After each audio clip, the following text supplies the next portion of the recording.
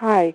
I was wondering, with all the money that's being printed for the bailouts, do you think it's going to result in hyperinflation, us trundling wheelbarrows of money around like Argentina, or something like that? And if you do, when do you think that will come down the pike?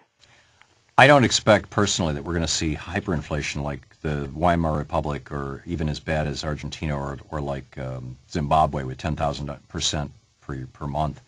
I do expect that as a consequence of spending more money than we spent on World War II in 1 year, that we are seeing two things here in operation. Number one, this is a continuation of the Reagan, Stockman, Greenspan, Norquist plan of what's called starve the beast.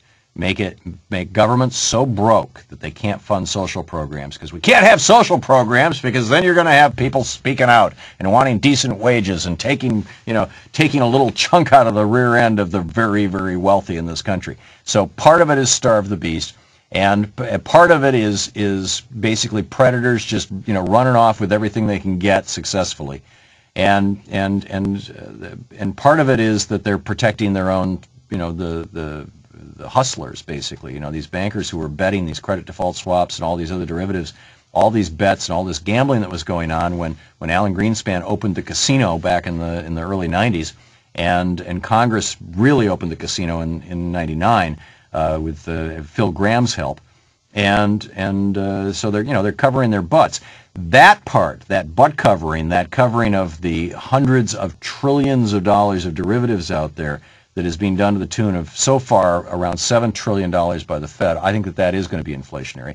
And I think that my personal opinion is that it's going to be probably worse than what we saw when we saw the fighting of the Vietnam War and the funding of Lyndon Johnson's Great Society at the same time, both with debt in the 60s.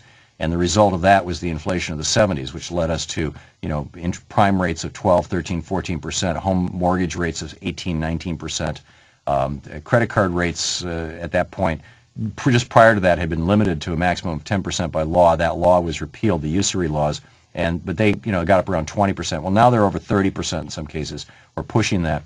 I would expect that a year from now or 2 years from now, you're probably going to see interest rates, functional interest rates, or inflation rather.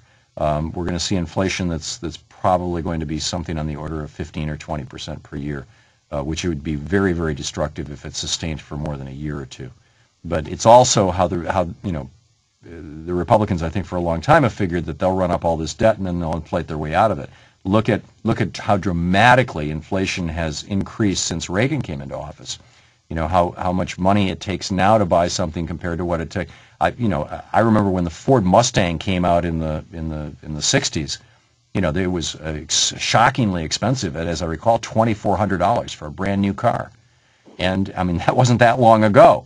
And so that's how much our currency has crashed. And I expect that there's going to be more of that.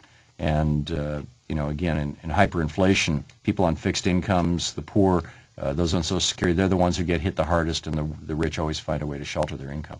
But Peggy, I don't have a crystal ball. It's just my guess. I think that we need to do everything we can to avoid the hyperinflation.